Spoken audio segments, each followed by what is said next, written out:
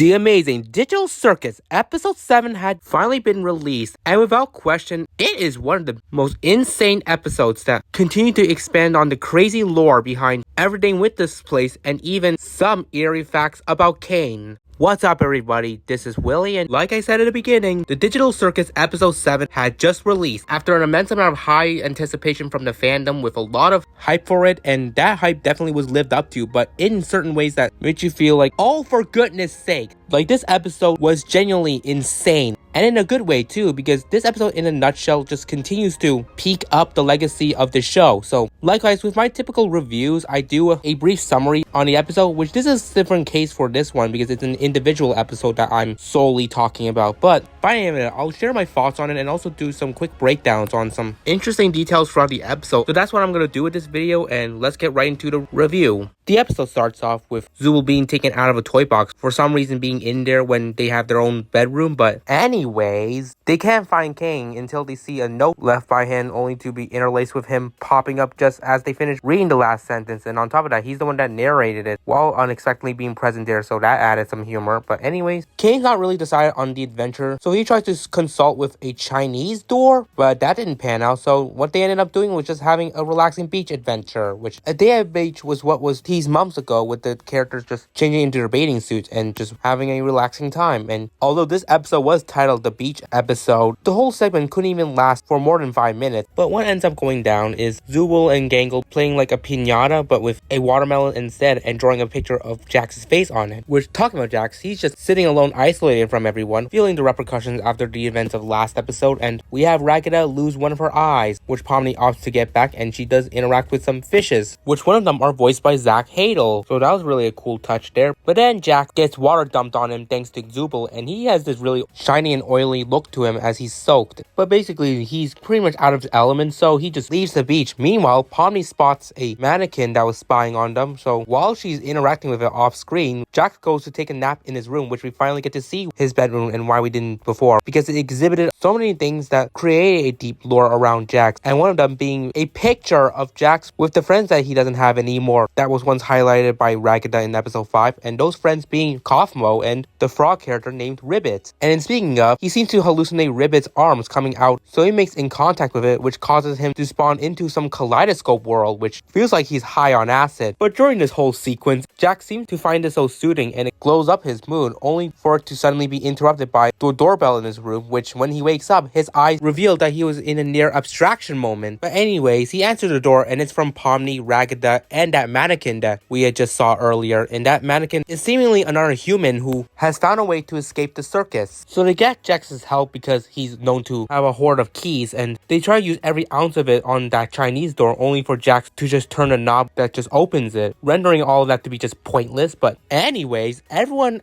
but Kinger enters that office to where the mannequin introduces himself as Abel, outlines the instructions on their escape plans, and first off, they need a distraction from Caine, so Jax is elected to be that distraction. On top of that, he has to grab a secret key that is located inside Caine's mouth. And so we later led to this really fun sequence of Caine and Jax having a dinner together, which at points Caine would glitch out and Jax would try to retrieve that key, and at one point he is caught with Jax having to make up a funny excuse of having a wish to be eaten by Caine, which would that AI even want to consume a bunny? But anyways, Jax is successfully able to retrieve that key so they can gain access to an area that has supposedly been gatekept from the players. And meanwhile, we had Raggeda and Pomni join Abel to get some administrative passes, which despite Abel reluctantly wanting Kinger's involvement, Zool and Gangle, who were waiting for Jax at the time, decide to inform Kinger about the situation, so he's now in the know of what's going on. And back with Abel, Raggeda and Pomni do prompt Abel to get 6 administrative passes, since it wouldn't sit right with them to exclude Kinger, despite some of the iffiness Abel is expressing about him. So anyways, everyone regroups with an interesting line from Jax being sus of what's going on, which may have dividends by the end of the episode. But anyways, the characters are each launched like a basketball into a hot air balloon that has a portal slide that leads them to Caine's office. And with Pomni going last, Abel makes an interesting line that he says twice of make the right choice. So then she joins everyone else where they use the obtained key to access into Caine's office, where there's like a collection of orbs that exhibit some of Caine's past adventures. So then afterwards, they unveil a path behind a bookshelf that leads to the main console. So then they arrive in the console room with 2 buttons, blue and red, where the red button will just basically keep everyone in the circus, while the blue blue button will end the game and disconnect everyone, essentially indicating their bittersweet escape from this virtual world. Like, the choice seems obvious for everyone. However, Pomni does still express some hesitation, prompting to stall for a bit, which I fully understand her rationale here. Where, to be honest, it feels a bit too easy, and there could be a number of ways where it could go if they just make a choice without fully settling themselves the potential after effects it can have on them. But this does lead to a little brief debate between everyone, with Pomni even trying to suggest Kinger to make the choice, but only to hesitate once again, which meanwhile we have Jax heavily breathing what seems to be another near abstraction moment, to which this is blended with some flashbacks to some outside world moments where we actually get a surreal visual of the real life environment. But Jax couldn't take it up too long, so he pushes his way to press the red button, which for a second everyone was left perplexed with the sudden reality of what Jax had just potentially done, only for then that screen to open up and reveal Caine, who explains that everything that just went down was an adventure manufactured by him, and that Abel was truly an NPC that was playing his role in that part, which would lead to Jack hysterically laughing at the fact that he sensed that this would be the case and he was right, while the others question what would have happened if they did press the blue button, only for it to be revealed that it would have transported them to Shrimp Town. But afterwards, Jax chastises Caine for basically bullcrapping everyone, with everyone expressing the same frustrations with him too, which leads to a very interesting detail that Caine may have an ability to tamper with the players' minds for a sec, which, as he discloses that, leads to a bevy of questions from the players, prompting Caine to leave them a gift and leave, as he's unable to rationalize himself. And that's where the episode ends, which I've seen a lot of outrageous reactions from viewers when the episode concluded like that, which I would have felt the same thing if I hadn't ruined it for myself. When I saw my wall clock show the time already passing 30 minutes, and knowing this episode was 32 minutes, I already sensed that the episode was gonna end off right there. But with that, that's the overall episode cover right there, and now let's get to my thoughts, because oh my goodness, this show has gotten crazier. This episode was just by far brilliant, and it's also seemingly Gooseworks' way of shutting down many of our theories, which Gooseworks, you sure know how to play around with us like that. Like, this episode as a whole was very well executed with its pacing and build-up, and also integrated with the tension that it was relishing, which from what I know from the showmakers, from here on out, the series would get a little bit more tense and serious with its storylines. However, the episode is still able to maintain its balance with intertwining some humor along the way, and I still enjoyed a ton of the jokes and wackiness that this episode had, especially some big parts like the Jackson Caine dinner and even Jax's laugh at the end, which Michael Kovac once again puts on such a spectacular performance as Jax. And to be honest, Jax in general of this episode felt like he was once again really carrying a lot of the intrigue coming into it, where even from the trailer there was worries that he was going to suffer an abstraction, which, to be fair, he was close to doing it as we saw in the episode. However, I felt like it was way too obvious, and it would feel a bit more incomplete to the story that he has been building up. So I'm happy to see him live another episode, and it's going to be interesting where it goes for him afterwards. But anyways, I really like how the episodes just continue to keep peaking over the others, and this one stays consistent with that. It really goes to show how the digital circus continues to be phenomenal with its writing and finding many ways to subvert any sort of expectations coming into it and actually execute some really strong shticks that keeps up my enthralled experience with this show. And so likewise,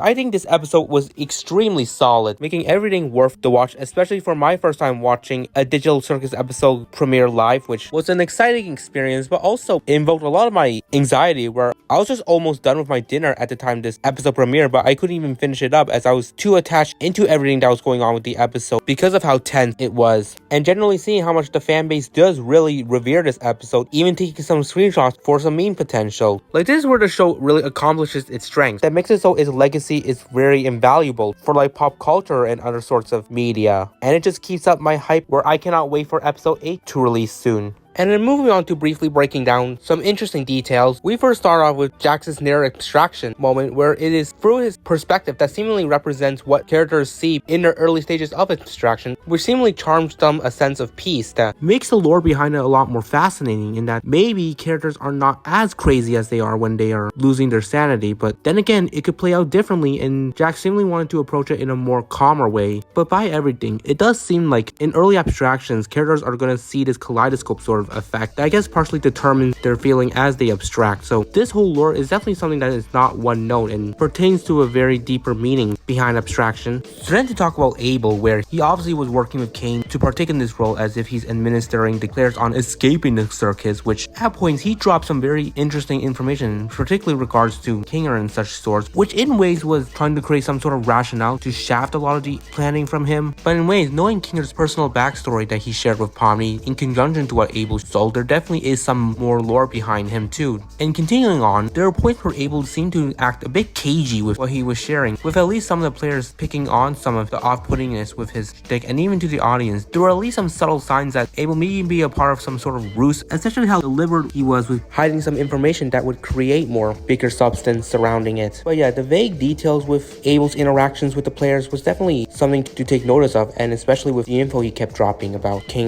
And then next to talk about is Jax's flashbacks of the real world, which makes me believe that he is suffering some sort of PTSD from something that happened with him in the outside world. And seeing those flashbacks showing what seemingly is him driving a vehicle through a neighborhood and a forest has so much things to theorize what it could have been evoking. But either way, it does contribute to what influenced his decision to make what appears to be a selfish choice to press the red button that would trap everyone in the circus. And like I said, this whole facet has a lot of possibilities surrounding it and clearly outlines that Jax's life in the real world doesn't seem to be the greatest for him, especially when you trace back to his discussion with Zubul about anyone who was waiting for him in the outside world, where he had a reluctant answer that grounds a lot of the theory surrounding his somewhat PTSD from something in the real world. And now, in speaking of mind, Caine dropped a new lore that he has some sort of abilities to modify the player's mindset, which he claims that's it, which obviously taking us back to the first episode where he says he has no control over the player's minds. I don't think he really made that statement as clear as he could, since it does lead to a lot of inconsistencies surrounding the fact that the players could still remember their personal lives but not their names. And then when it comes to him essentially messing with their minds, where he can try and manipulate and influence their functionality, that could seemingly be what potentially led to those who abstracted, which Kinger makes an interesting point, bringing up Scratch, a character who was the first one to suffer the abstraction. And see how Caine is reacting to these potential allegations is pretty telling that there is a lot more up his sleeve that the players are not aware of that he can do to them. And overall, to reflect on Caine's motives behind these, I am still sticking with the sentiment that he's not really trying to be any sort of villain in such ways. Instead, he's just trying to have some sort of intervention and influence on his players so that his own adventures goes the way he desires, which is essentially trying to get him some validation. So I think it's really that what makes Caine have this some sort of control on the players, because he wants things to pan out the way he likes it, which obviously, like I said, as an AI, he's not prone to understand the human feeling of the situation. And now with his players fully aware of his gimmick, it has everyone turned against him. That I think really goes to show how much fatal errors this sort of dick he has can cause conflict on others. And seeing that it may have contributed to a lot of the abstractions can theoretically be plausible with how much he's really influencing a lot of the players' minds. And like, all of these were pretty interesting and really developed a different sort of plot thread that are going to be intriguing to see what pans out with them in the future. But yeah, that's pretty much with what I have to say for this. Tap like, tap subscribe. There will be more digital circus content moving forward with potentially some dairy videos I would feel passionate to make. Drop in the comments what your thoughts were on this episode, and I'm excited to see where the show goes after this. So with that, I appreciate you guys tuning in.